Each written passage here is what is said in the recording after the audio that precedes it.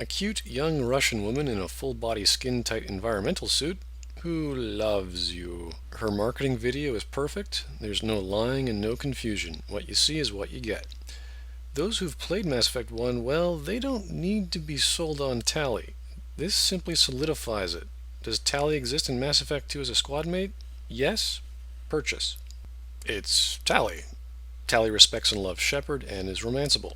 It's pretty compelling when a girl with a weak immune system would risk death just to be intimate with an alien. Shepard would also be Tali's first helmetless person. Almost every story she told you about her people in the first game, you actually get to go to. There's the flotilla, the ship she was on, the Admiralty board, some Quarians you met before, and some family members. Tali has the most dialogue out of any other squad mate. She has one of the only 2 crew conflict scenes.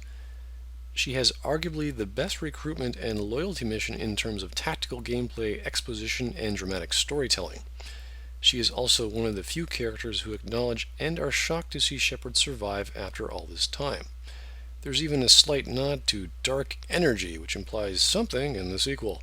If you never liked Tali, well, this is going to hurt you like a ton of bricks. Similar to Garrus and the choices you made with him in the first game, there's only 2 lines of dialogue to acknowledge that you did get Tali some Geth data for her pilgrimage.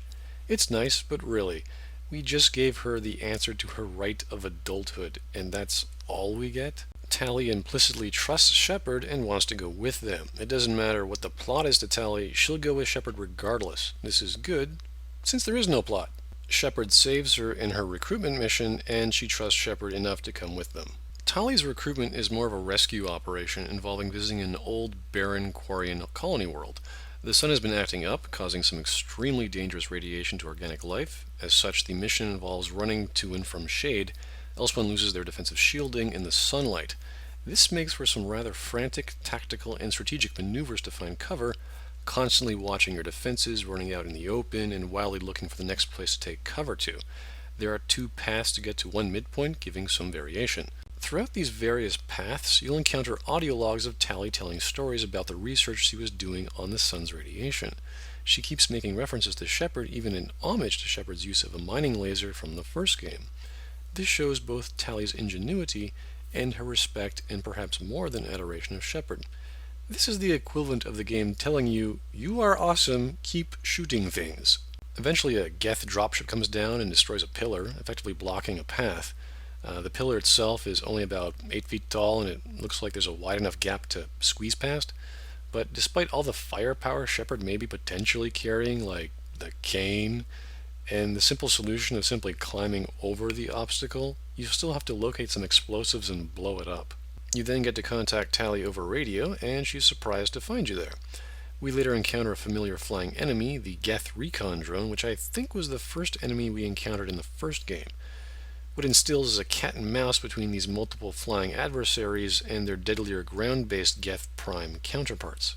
We then arrive at a bunker-like area whereupon another familiar enemy, a Geth Colossus, sends Shepard and company jumping for cover.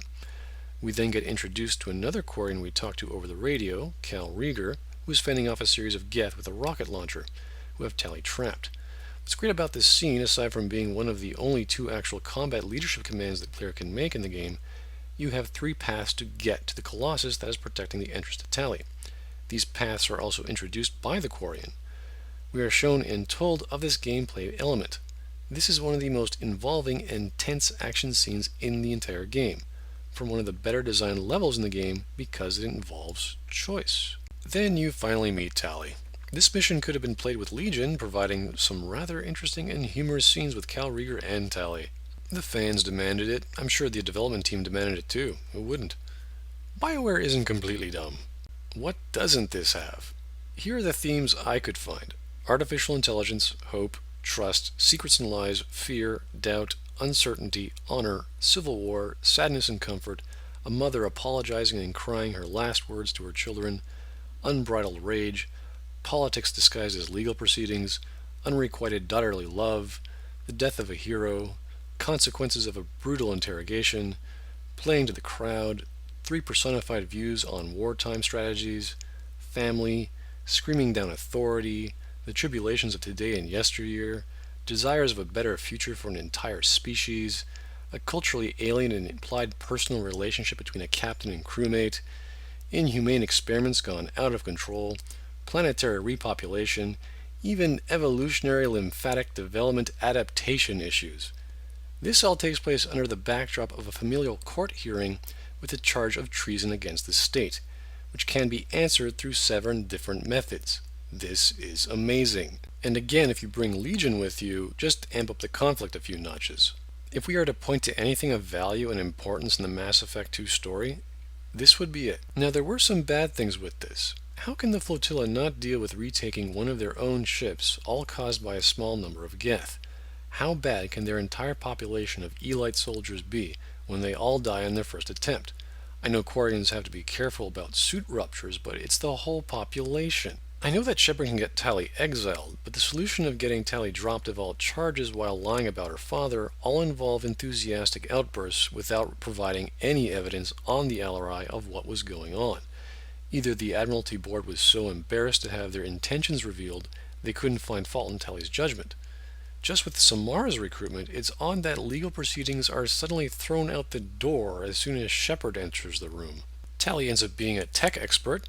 Fancy that. So thank you, BioWare, for making the most beloved and interesting side character in the Mass Effect universe come back in the sequel, and making it even more personal. And now, from most beloved to most bad acid.